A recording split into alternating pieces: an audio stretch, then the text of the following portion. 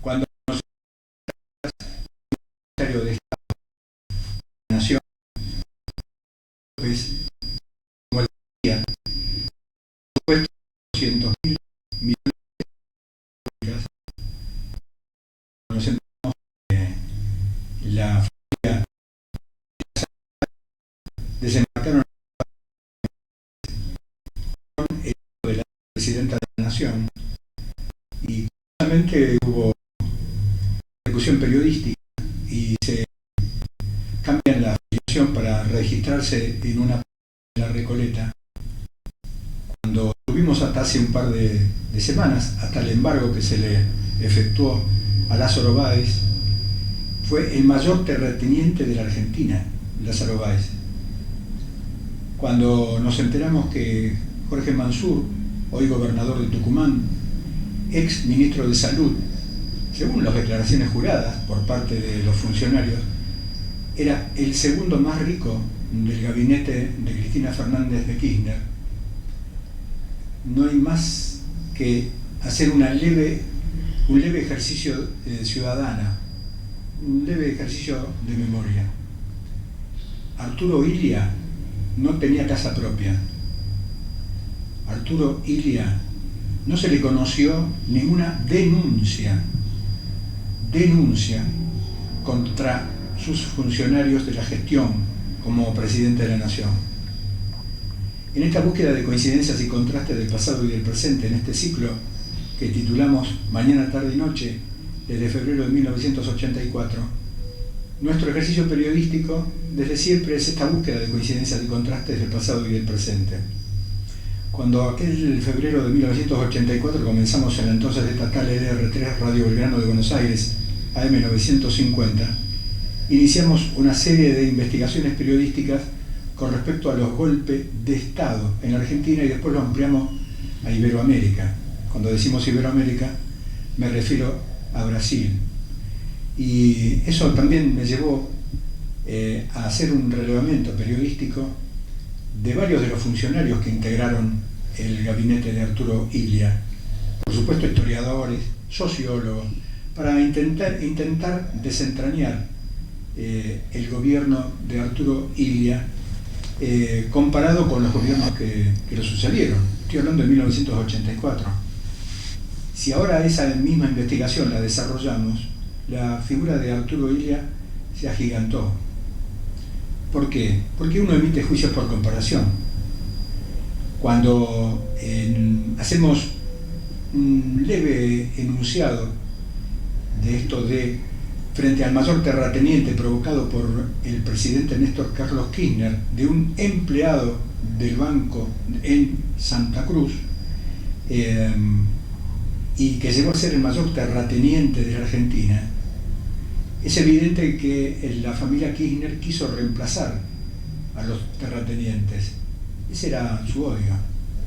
Néstor Carlos Kirchner, por lo que se sabe, nosotros que hemos leído el libro de Daniel Gatti, El amo del feudo, cuando él reinaba en su provincia, ya lo sabíamos, además lo sabíamos por otros amigos de los partidos opositores en Santa Cruz.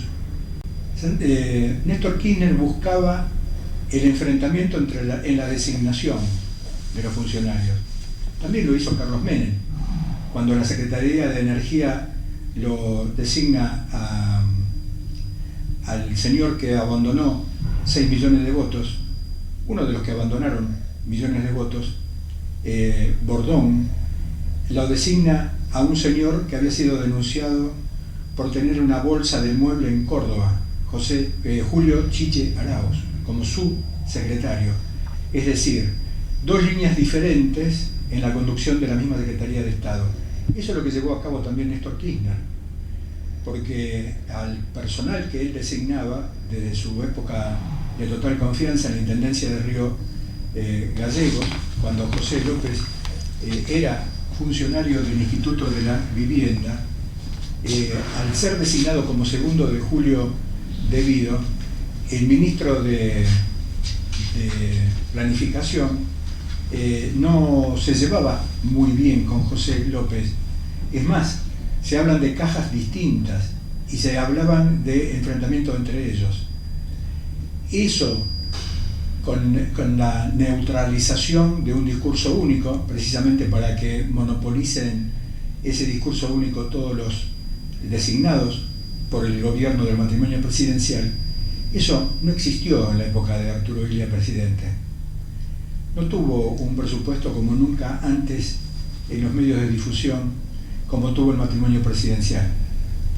Es más, en la época de Arturo Illia, medios de los denominados de opinión, de aquellos medios que marcaron en alguna medida también el deterioro de su imagen, porque tomaron un hecho real. Él solía aparecer en la Plaza de Mayo para distraerse, para saludar a la gente que estaba en la Plaza de Mayo. Y Juan Carlos Colombres Landru eso lo institucionalizó en la tapa de Tía Vicenta. También lo hicieron el otro humorista Flax, en Primera Plana, en Confirmado, planteando una imagen de tortuga, de lentitud, de Arturo Illia como presidente de la nación. Ese discurso único que hemos soportado durante 12 años y medio no se vivió en la época de Arturo Illia como presidente de la nación. Es imposible descontextualizar este presente cuando uno evalúa la figura de Illia, de Raúl Alfonsín, porque ahora aparecen los arrepentidos planteando que desde ópticas totalmente dispares se arrepienten de haber criticado la gestión de Raúl Alfonsín. Eran aquellas personas que en épocas en que uno ya estaba en estos medios, tengo 55 años de productor de programas de televisión y de radio, nos corrían por izquierda, porque nosotros éramos algo así como el representante del establishment, simplemente por tener juicio de valor, evaluando la gestión de Illia, evaluando la gestión de Raúl Alfonsín. En lo personal nunca tuve filiación partidaria, ni la tengo, soy un apartidario, por eso tengo la tranquilidad de espíritu de que no me tengo que arrepentir de las cosas que dije en distintos momentos de mi vida, que no las escribí y tampoco las institucionalicé en un reportaje que me hayan hecho. Por eso, desde la humildad de nuestros espacios, queremos hacer esta búsqueda de coincidencias y contrastes del pasado y el presente, como hemos hecho siempre, en un marco donde el peronismo y sus vertientes se jactó, se lució, se exhibió con todo tipo de marcas en su ropa. Evita, por ejemplo, y la expresidenta saliente, Cristina Fernández de Kirchner. Con Héctor Polino vamos a hablar del apoyo que le dio al cooperativismo y a las mutuales Illia, y vamos primero a estas imágenes de archivo de Arturo Illia. Es quizá una propensión natural que tenemos los argentinos de achacarle a los gobiernos que no son capaces, que no son dinámicos, que no son suficientemente inteligentes, que no trabajan con la calidad que debieran hacerlo. No hay nada de esto. Aquí se está trabajando con seriedad, se está trabajando muy dinámicamente y muy rápidamente. No hay parangón tampoco en todo lo que está haciendo en la República, en todos los campos de la actividad, que se realice lo que está ahora haciendo la República. Nosotros no tenemos ningún inconveniente en seguir manteniendo este diálogo que hemos iniciado desde el comienzo de nuestro gobierno con toda la gente responsable del país y tratar de dar nuestras explicaciones. Pero acá es un problema que las explicaciones puedan ser dadas, pero esta es una parte de la tarea que nosotros debemos desarrollar. Lo fundamental es estar en una meta, tener un rumbo, realizar un esfuerzo continuado, tratar de tener todo este engranaje en movimiento para que la economía del país no sufra, o para que por lo menos algunos de los problemas que a todos nos acucian, llámese desvalorización de la moneda, llámese aumento de costo de precios de los productos de la primera necesidad o no valor real, y algunos otros productos que no son de primera necesidad en el país, no dependen de una medida de gobierno, sino depende de todo este complejo, como se vaya manejando, que el país tenga las reservas suficientes, no tenga urgencias, pueda pagar cómodamente sus compromisos, entonces ustedes verán, como ya lo estamos haciendo actualmente, como poco a poco el país va a ir aliviándose de estas situaciones apremiantes que no solamente pasan muchos productores y muchos trabajadores del país, sino que algunas veces pasa también el Estado, que no está en posibilidad de cumplir los compromisos inmediatos. Nosotros hemos podido cumplir todos estos compromisos. Y puedo decirles que ya en el año 1967 el sector externo del país, nuestros compromisos exteriores, van a quedar aliviados de una manera sustancial. Los pagos se van a reducir extraordinariamente y vamos a poder dedicar gran parte del esfuerzo nacional a promover este progreso de la República. Es decir, que se está trabajando con seriedad.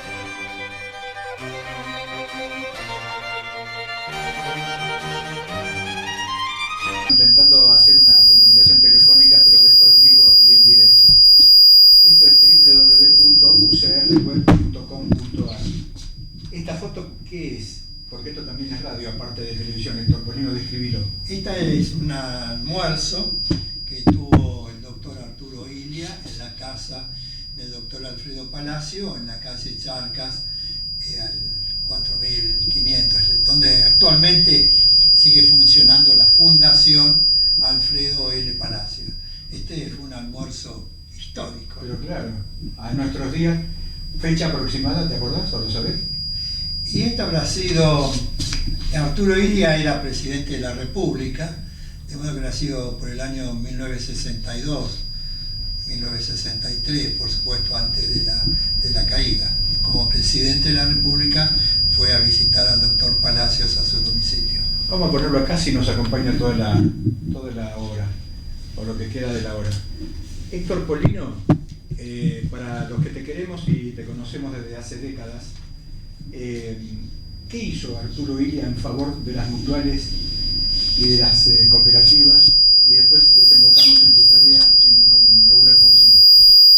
El Congreso Nacional en esa época sancionó una ley de educación cooperativa en las escuelas, colegios y universidades. Esa ley declara de alto interés nacional la enseñanza teórico-práctica del cooperativismo en todos los niveles de la enseñanza. Y el doctor Illia y su ministro de Educación, el doctor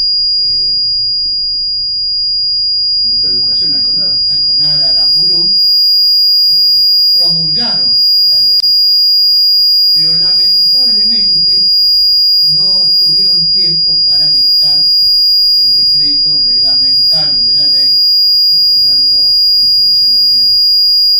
Por eso que en algunos círculos se la denomina Ley Arturo Illia, porque fue el que la promulgó, pero en realidad no fue el autor de la ley.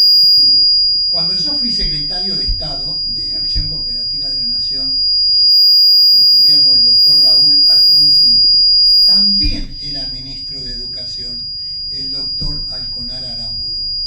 ¿Y qué hice? La primera gestión oficial que hice fue pedir una entrevista al doctor Alconar Aramburu.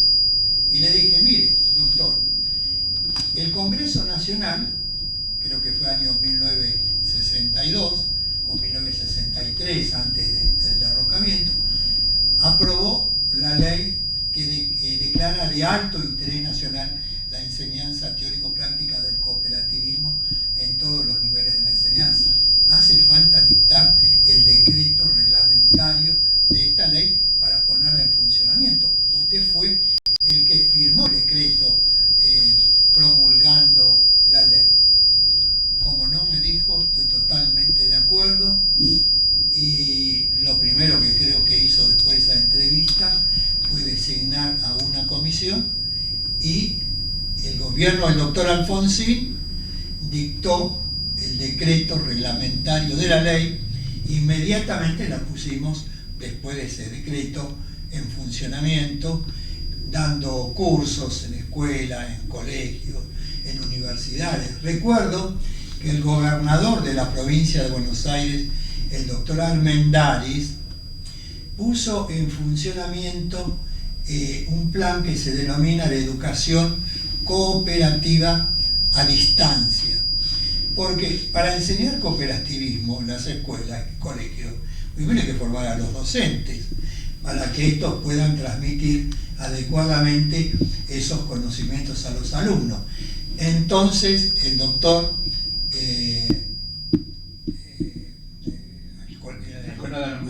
Aramburu puso en funcionamiento un plan de educación, perdón, el doctor Armendáriz, que era el gobernador, puso en funcionamiento un plan de educación cooperativa a distancia para los docentes, y para estimular la concurrencia de los docentes a esos cursos se estableció un porcentaje en la currícula de los docentes, de modo que eso despertara el interés para asistir a esos cursos de educación a distancia, que se hacían a través de la radio oficial de la provincia de Buenos Aires. Radio Provincia, que llegaba a todos los rincones de la provincia de Buenos Aires, y el docente desde su casa o desde la escuela podía asistir a ese curso, que tenía incluso una prueba final y un coeficiente de haber asistido al mismo, ¿no? De modo que esto creo que fue la tarea más importante que el doctor Arturo Illia llevó a cabo en relación al cooperativismo.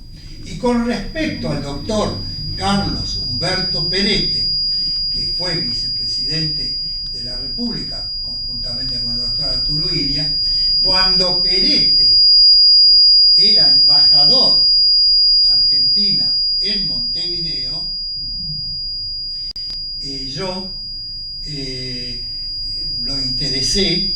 Cuando él vino a Buenos Aires tuvimos una reunión en la Secretaría de Acción Cooperativa, y él instó desde Montevideo al movimiento cooperativo uruguayo, y yo desde la Argentina, y se llevaron a cabo varias jornadas de dirigentes de distintas ramas del movimiento cooperativo argentino y uruguayo, para poder integrar a ambos movimientos.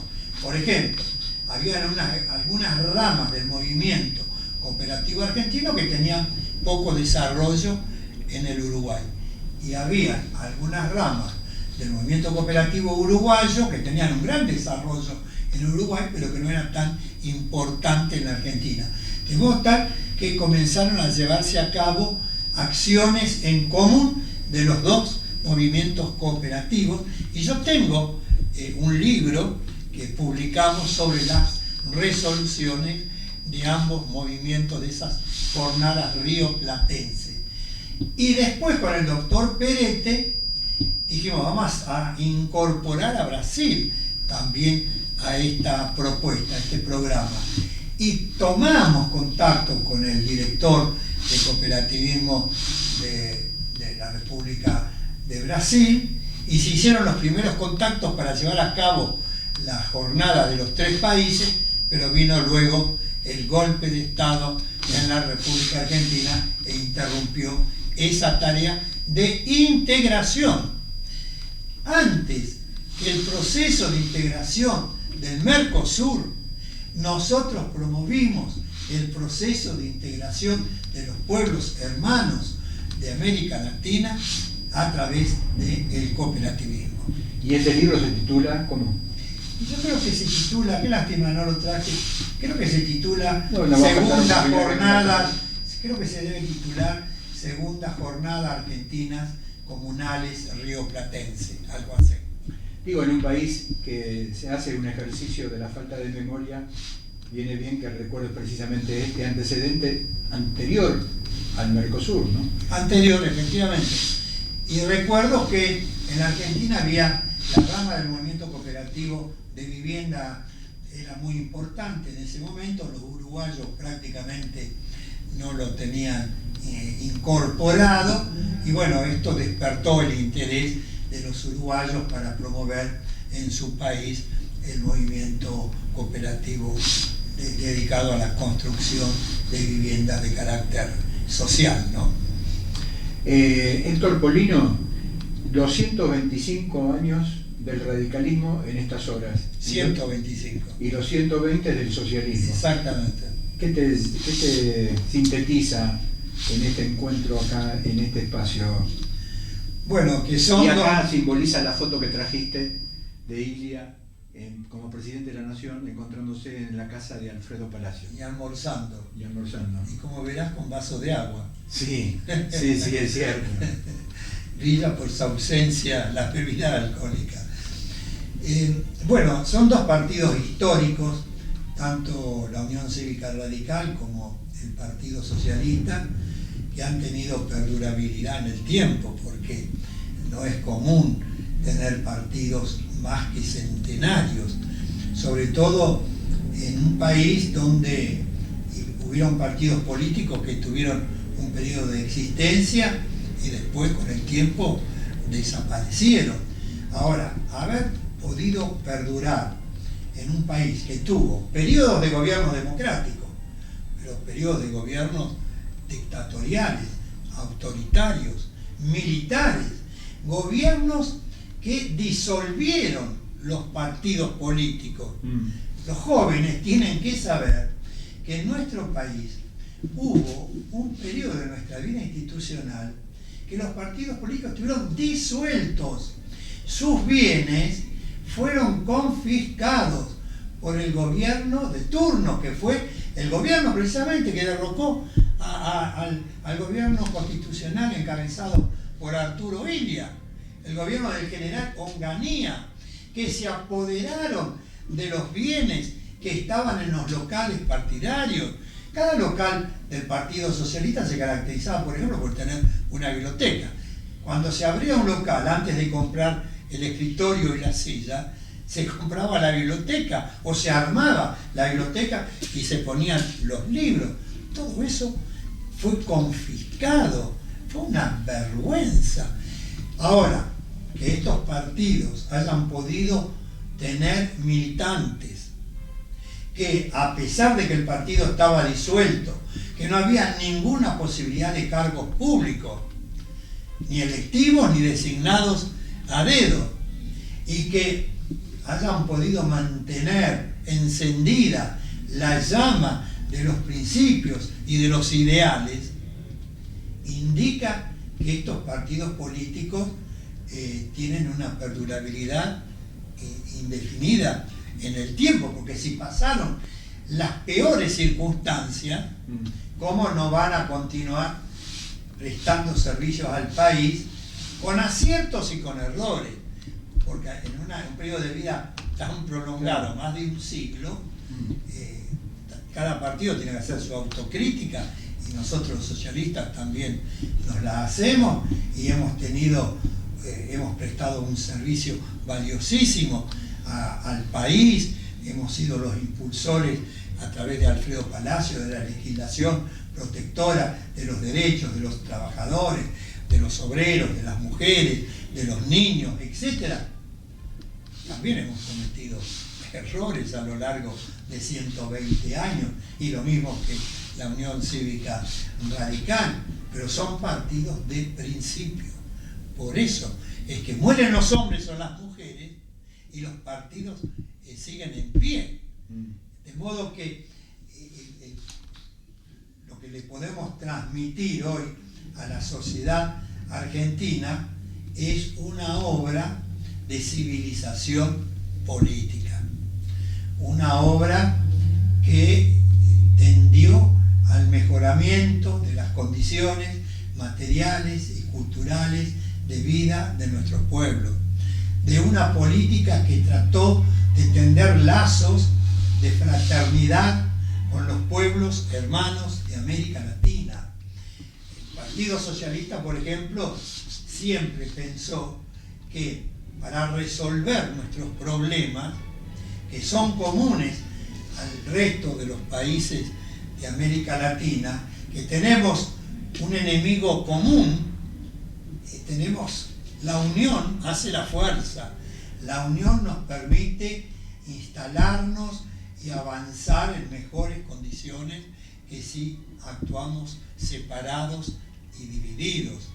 Y también cada partido político, sin perder su individualidad, su propia personalidad, en determinadas circunstancias hace alianzas políticas o electorales con otras fuerzas políticas democráticas con las cuales tenemos coincidencias, pero también disidencias, pero que sobre la base de un programa común se actúa de común acuerdo en determinadas circunstancias históricas. De modo que estos dos partidos tuvieron grandes hombres. Arturo Illia, siempre le reconocemos los socialistas, su ejemplo de conducta moral, su honestidad. En un momento de la Argentina, donde todos los días vemos que las primeras páginas de los medios de la prensa escrita, oral y televisiva, se ocupan de actos de corrupción, de bolsas con dineros, de cuentas en paraísos fiscales para eludir el pago de impuestos, de funcionarios corruptos que utilizan la función pública para el enriquecimiento personal. Cuando uno ve la obra, la vida del doctor Arturo Illia, es un verdadero ejemplo de honestidad y de conducta, como cuando uno ve la vida de Alfredo Palacio, o del doctor Juan B. Justo, o la doctora Alicia Moró de Justo. Hemos tenido, en el caso de los radicales, presidentes de la República y vicepresidentes, y en el caso de los socialistas, diputados, intendentes, senadores, concejales, los radicales también, diputados, senadores, intendentes, y no han tenido que recorrer los pasillos de Comodoro Pi o de los tribunales penales para rendir cuenta de sus actos, como hoy lo hacen los funcionarios públicos que estuvieron hasta hace poco en los primeros cargos. Hemos estado en la función pública y volvimos al llano, con menos dinero que cuando accedimos a la función pública.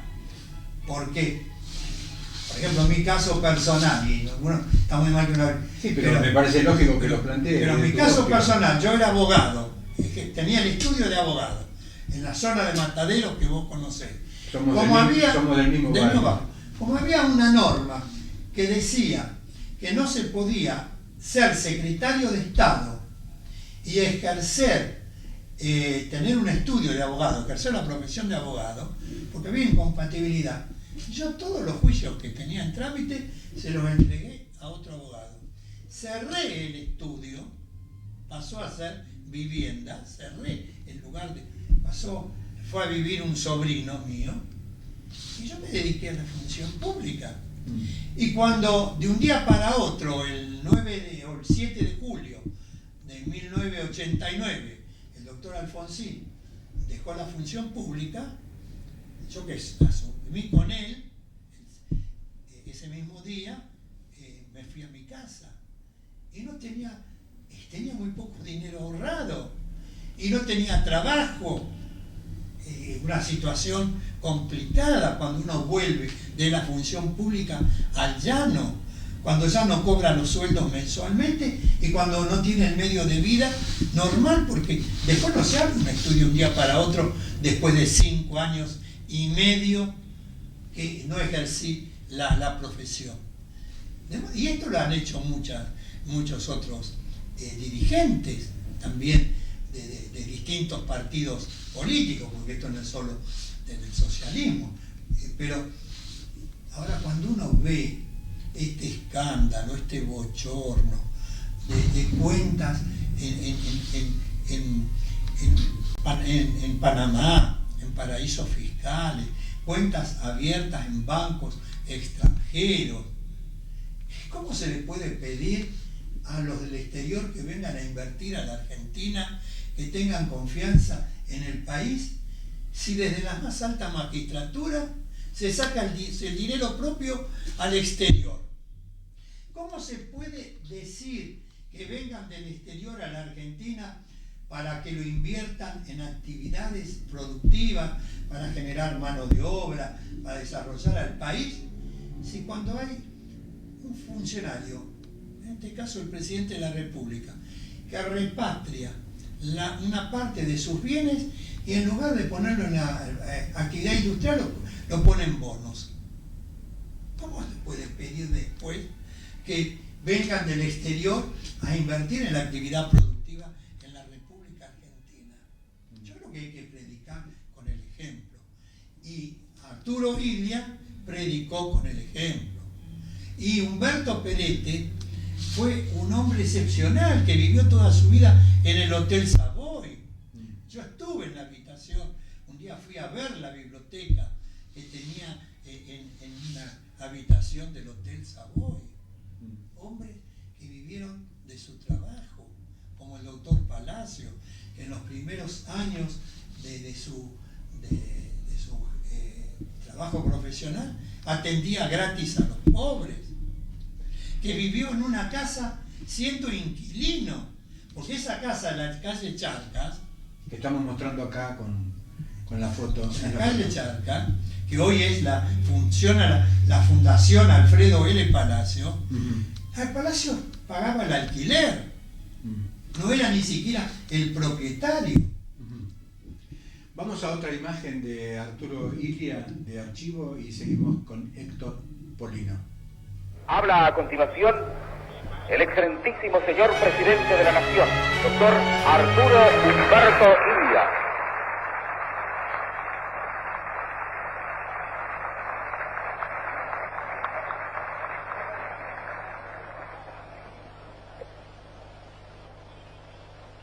Excelencias, compatriotas,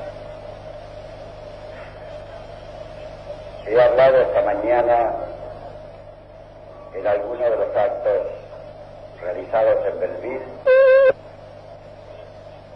el problema del suministro de agua potable a la República y la eficiente labor que estamos realizando para culminar el plan de obras de salubridad emprendido. En otra inauguración hablé sucintamente del problema educacional de la República y en otro lugar dije algunas palabras sobre cómo interpretábamos nosotros que debía ser resuelto en el país el problema de la vivienda. Quiero tocar dos temas rápidamente en este acto. La política energética que lleva a cabo el gobierno y me referiré también sucintamente a nuestros puntos de vista sobre la política agropecuaria del país, sobre todo en esta zona tan importante donde los productores han trabajado desde hace tantísimos años con mucha inteligencia y eficiencia la tierra. En el programa energético del país, nosotros no le hemos dado o no hemos puesto énfasis especial en uno de los aspectos, por más importante que podría ser, es decir, en el problema petróleo.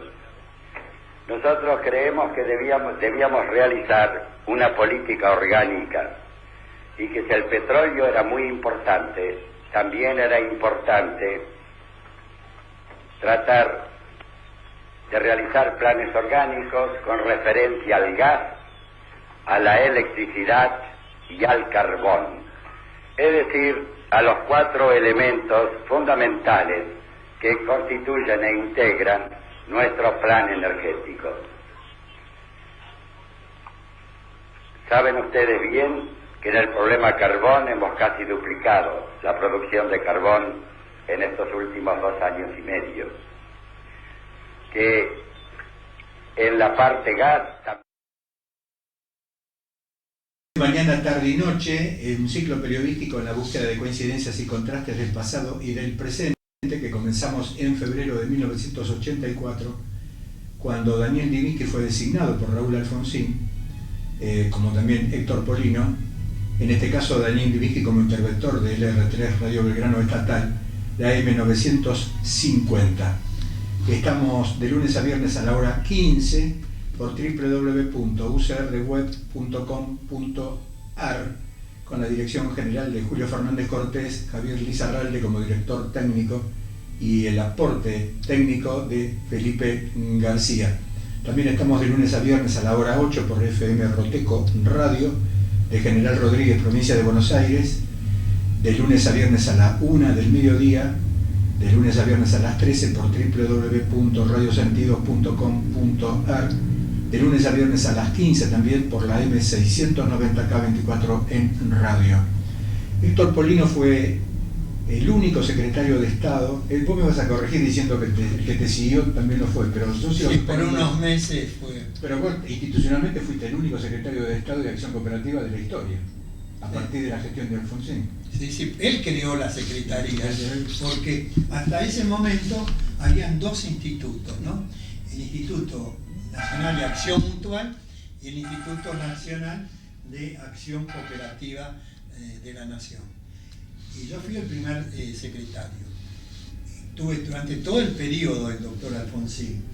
Y luego, cuando la presidencia del doctor Menem designa a un secretario, que fue el doctor Félix Borgonovo, que estuvo unos meses y después le bajó el nivel y lo volvió otra vez al nivel de instituto. Sí, me acuerdo de eso.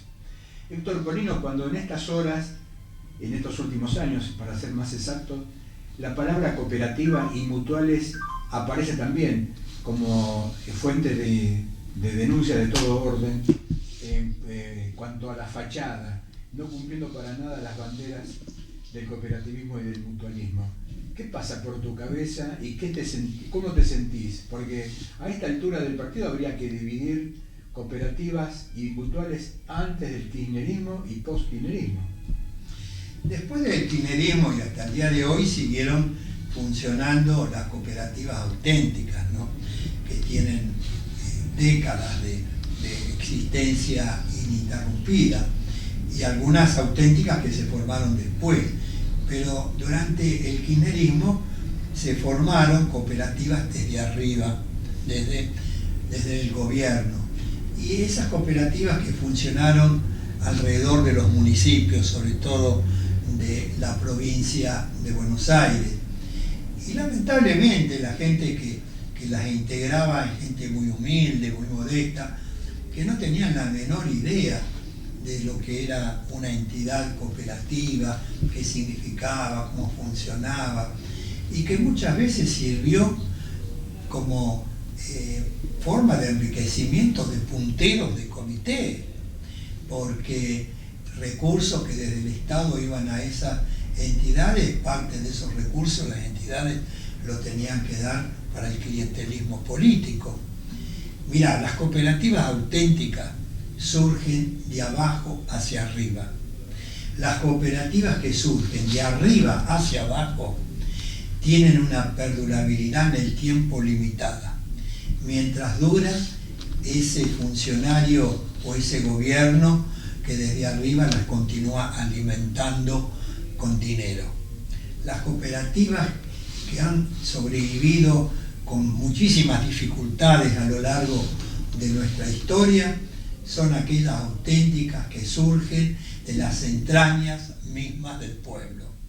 Aquellas que son creadas por los gobiernos de turno tienen una durabilidad efímera, y muchas veces son el trampolín para el negocio político o para la malversación de dineros públicos. Felizmente, el grueso del movimiento cooperativo argentino continúa siendo un movimiento auténtico y genuino, que ha surgido de abajo para arriba. Y estas cooperativas que creó el gobierno anterior, sobre todo en el conurbano bonaerense, son cooperativas efímeras, fantasmas, que sirvieron en muchos casos para el desvío de fondos públicos. Héctor Polino, en tu gestión como secretario de Acción Cooperativa del gobierno de Raúl Alfonsín, ¿qué cantidad de cooperativas y mutuales existían cuando asumiste el cargo y cuando dejaste el cargo? Más o menos. Bueno, de mutuales no estaban dentro de mi área, eran las entidades. Y yo no tengo ahora las cifras exactas porque hace ya mucho, pero más que dupliqué el número de las entidades de primer grado que habían de cuando yo asumí a cuando dejé la actividad. Y después se duplicaron también las entidades de segundo grado, es decir, las federaciones, incluso se creó una de tercer grado, una confederación de cooperativas de vivienda, es decir, que le hemos dado un impulso fenomenal al movimiento cooperativo y sobre todo hemos desarrollado el cooperativismo escolar como una nueva herramienta pedagógica tendiente a formar a la niñez y a la juventud argentina en la práctica de nuevos valores, de nuevos comportamientos auténticamente democráticos, participativos, solidarios, para formar una nueva mentalidad en la juventud argentina. Esta es la tarea de la que más me enorgullezco. El número de cooperativas que se ha creado fue enorme porque le dimos un impulso fenomenal, pero no creando cooperativas desde arriba, sino difundiendo los valores, los principios, lo que se puede hacer a través de las cooperativas. Entonces, difundiendo la doctrina, difundiendo los principios, difundiendo los valores, ciudadanos de distintos lugares del país comenzaron a entusiasmarse y a constituir desde abajo entidades para resolver problemas concretos que tenían los pueblos, sobre todo del interior de la República, del interior de la República. Y el cooperativismo escolar fue lo que realmente rescato como lo más valioso de mi gestión.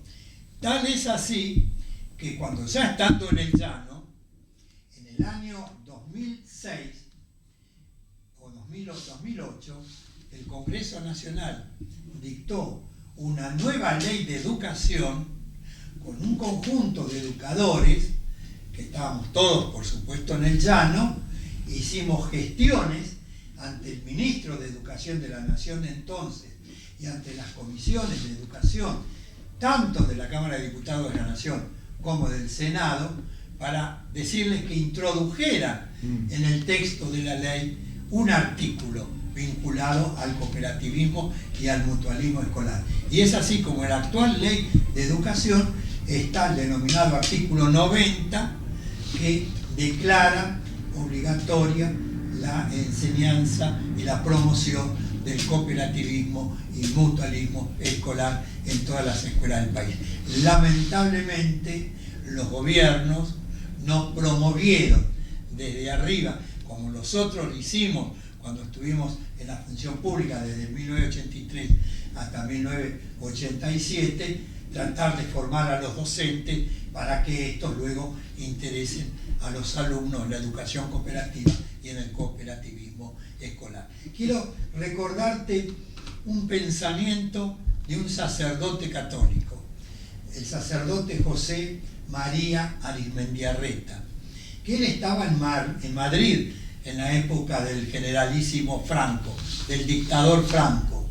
Y como él no era franquista, Franco lo manda en señal de castigo al País Vasco, al norte de España. Y al calor, al impulso de este sacerdote católico, se creó en el norte de España el complejo cooperativo de Mondragón, que es el complejo industrial mecánico más importante que existe en Europa. Y José María Arizmendiarreta decía, y por eso reivindico su pensamiento: con el desarrollo de la educación cooperativa se contribuye a la perfección de la naturaleza humana. a la democratización del poder y a la socialización del saber. De ahí es que yo insisto tanto en el desarrollo de la educación cooperativa en las escuelas, colegios y universidades, y en la promoción y el desarrollo de las cooperativas escolares. Héctor Polino, por todo lo que estás desarrollando, se entiende desde un punto de vista de los intereses creados que el golpe de la autodenominada Revolución Argentina con Onganía, Livingston, Lanuse, hayan hecho estropicios en contra del cooperativismo, y después Menem, desde un gobierno civil, hizo más o menos lo propio, ¿no? Exactamente. Cuando uno analiza la caída del doctor Ilia, ¿por qué los militares derrocaron a un gobierno democrático, honesto, que había establecido la ley del salario mínimo vital y móvil, que es una conquista del gobierno del doctor Ilia? Con los índices confiables, caso INDEC, por ejemplo. De los organismos oficiales. Por 3 razones. Una, por la anulación de los contratos petroleros que se habían firmado en la época del doctor Arturo Frondizi. Segundo, por la ley Oñatibia. Arturo Oñatibia.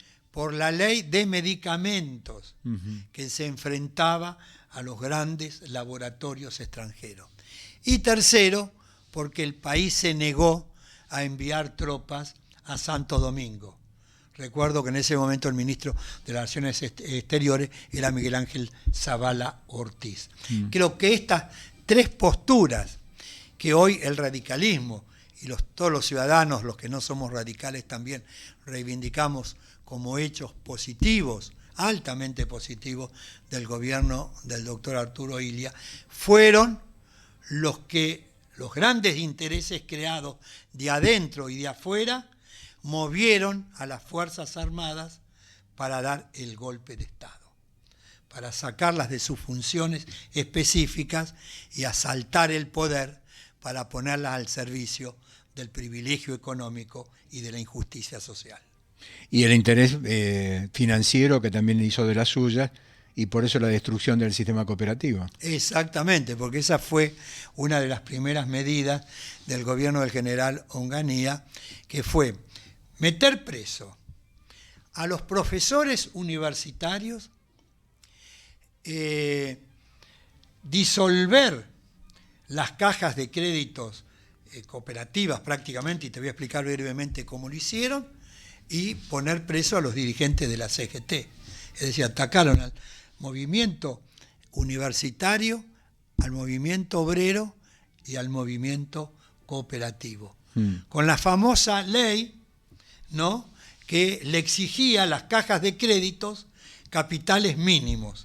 Pero esos capitales mínimos eran tan altos que les impedía a las cajas de crédito poder cumplimentar la ley. Entonces, ¿qué tuvieron que hacer las cajas de crédito que quisieron sobrevivir? Empezaron a reagruparse y entonces unieron sus capitales para poder dar cumplimiento a la exigencia de esa ley y crearon los bancos cooperativos. A partir de ahí tomaron un gran impulso el desarrollo de los bancos cooperativos, a punto tal que cuando yo asumí como secretario de Estado de Acción Cooperativa de la Nación, habían alrededor de 85 bancos cooperativos en la República Argentina. Hoy queda uno solo, que es el Banco Credicop, pero habían 85. Se destruyeron las cajas de crédito cooperativas, que son un instrumento de desarrollo, porque las cajas de créditos las crean los propios productores agropecuarios, los propios trabajadores, los propios consumidores. Juntan sus ahorros, forman la caja de crédito y los propios vecinos pasan a dirigirlas, y entonces los dineros que se generan en la zona donde actúan las cooperativas van a la cooperativa para volver para el financiar nuevos emprendimientos, desarrollos de la zona donde viven, resolverles problemas concretos a la gente que quiere arreglar su casa, que quiere comprar un tractor, que quiere comprar un automóvil. Es a través de esa inmediación entre el dirigente de la Caja de Crédito Cooperativa y los usuarios del sistema.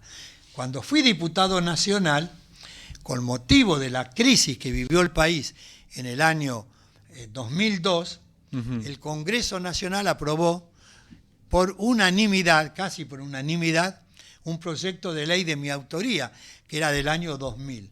Y se volvieron a recrear las cajas, mejor dicho, volvió a salir una nueva ley para recrear nuevamente a las cajas de créditos cooperativas. Lamentablemente, las reglamentaciones que luego dictó el Banco Central de la República Argentina fueron de carácter tan impeditivas que hasta el día de hoy está la ley, pero no se ha podido crear ni una nueva sola caja de créditos cooperativas. ¿Y sabés quién fue el primer presidente del Banco Central cuando se dictó la ley, año 2002, que dictaron la reglamentación de carácter claramente impeditiva para las cajas de crédito? El actual ministro Pratgay. Él era presidente del Banco Central y ahí se dictó la primera reglamentación impeditiva. Y los sucesivos presidentes del Banco Central que hubieron la modificaron parcialmente, pero en lo sustancial sí le exigen tantas condiciones que hasta el día de hoy no se ha podido recrear nuevamente el movimiento cooperativo de crédito. Y esto permanece como una gran asignatura pendiente. En este reportaje a tu tarea en el Partido Socialista y colaborando con Raúl Alfonsín como secretario de Acción Cooperativa, único en la historia, y además a tu tarea como hombre público en esto de consumidores libres y tantas otras tareas que has desarrollado en estos años, encontrás en Arturo Illia hoy una dimensión que no se tenía hace un par de años, precisamente por lo que planteaste, por todo lo que tuvimos que padecer en estos 12 años y medio? Sí, a medida que transcurre el tiempo se agiganta su figura en la historia, ¿no? Yo lo he conocido personalmente al doctor Illia y si hubiera tiempo podría contarte que en esa época yo formaba parte del movimiento argentino, Movimiento en Defensa del Petróleo Argentino, que era una organización civil que presidía el doctor Alfredo Palacios, y que Humberto Pelete era el vicepresidente, y bueno, que nosotros tanto luchamos por la derogación de los contratos petroleros, y cuando asume el doctor Illia, que él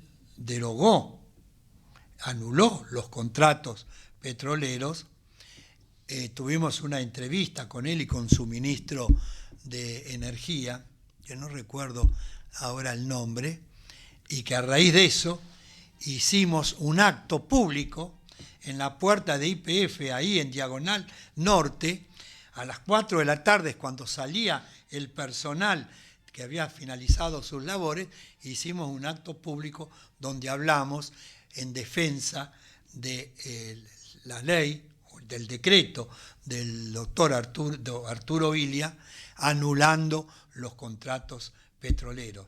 De modo que Arturo Illia y su ministro de Energía nos agradeció mucho a los integrantes del movimiento argentino en defensa del petróleo, porque no eran muchas las voces que en ese momento se alzaron en defender esa medida histórica que tomó el gobierno del doctor Arturo Illia. Y yo estuve entre los que alentamos esa medida y las que luego la aplaudimos, la apoyamos y la defendimos, como una medida que tendió a rescatar para el patrimonio público la explotación de uno de los recursos naturales más importantes que tiene el país. Héctor Polino, en estos dos últimos minutos finales y recomendando escuchar el programa de Javier Lizarralde a las 17, malo conocido, por www.ucrweb.com.ar, ¿por qué no nos sintetizás qué es Consumidores Libres en este presente? Bueno, primero es una cooperativa. Creo que sin duda es la primera cooperativa en la Argentina y hasta donde sé en el mundo. No tengo noticia de que exista otra, una cooperativa que tenga como objeto social la defensa de los derechos y de los intereses de los usuarios y consumidores. Existen infinidad de cooperativas de consumo, pero no una cooperativa que tiene por objeto la defensa de los derechos de los usuarios y de los consumidores. Este es el objeto principal. Es una entidad sin fines de lucro, que la he fundado hace 22 años, que venimos trabajando de manera ininterrumpida y que también tenemos otro título. Fuimos la primera entidad en la Argentina sancionada por el gobierno anterior. Y hasta donde sé en el mundo que un gobierno democrático sanciona a una entidad de defensa de los usuarios y consumidores sencillamente porque defiende a los que menos tienen. Guillermo Moreno lo hizo, ¿no? Y fue en esa época, pero Guillermo Moreno fue el que tomó la decisión. Pero él no firmó la resolución. La resolución la firmó Pimpi Colombo, que era la directora de Defensa del Consumidor. Nosotros, una de las tareas que venimos haciendo, en cumplimiento de lo que establece la ley 24240, que en su artículo 56, entre otras cosas, dice que tenemos que hacer relevamientos de precios y darlos a conocer. Ahora, quería el gobierno anterior que hiciéramos los relevamientos de precios en cumplimiento de la ley, pero que dibujáramos los números como los dibujaba el INDEC. Como nosotros dijimos la verdad, nos suspendieron del registro. Pero vos fijate, aparece publicado en los diarios, creo que era el día 24 o 22 de agosto del año 2012, el relevamiento de precios de la primera quincena de agosto del año 2012, sin darnos el derecho a la defensa, sin dictamen jurídico previo. A las 2 de la tarde de ese día que salió publicado en los matutinos, toca el timbre un funcionario de la Dirección de Defensa del Consumidor con una cédula de notificación que habíamos sido suspendidos provisoriamente del registro de entidades de defensa de los consumidores. Fuimos a la justicia y la justicia en el mes de diciembre del año 2014 deja sin efecto la resolución y obliga a reinscribirnos. Y mientras tanto, el objetivo era silenciarnos. Consumidores Libres siguió haciendo los relevamientos de precios, pero en lugar de darlo a conocer como Consumidores Libres, porque no podía, porque ya estaba suspendida en el registro, la daba a conocer yo personalmente. Y dije, bueno, que me sancionen a mí ahora por decir cómo aumentan los precios. En lugar de sancionar a los que remarcaban los precios en los supermercados, sancionaban al mensajero, a Consumidores Libres. Bueno, no se atrevieron. Seguimos haciendo los relevamientos de precios hasta el día de hoy. Nunca lo hemos suspendido ni una quincena. Y los di a conocer personalmente. Con el énfasis habitual de este adolescente llamado Héctor Polino, te agradecemos mucho tu participación en Mañana, Tarde y Noche y seguí así con tu juventud que nos marcas las conductas. Y lo sintetiza esta foto que nos trajo, que es el presidente de la República, Arturo Illia, comiendo en la casa de Alfredo Palacios, sin alcohol, como también recalcó Polino, que es lo que también pretendemos desde el espacio nuestro de la www.ucrweb.com.ar, un espacio radical para las minorías.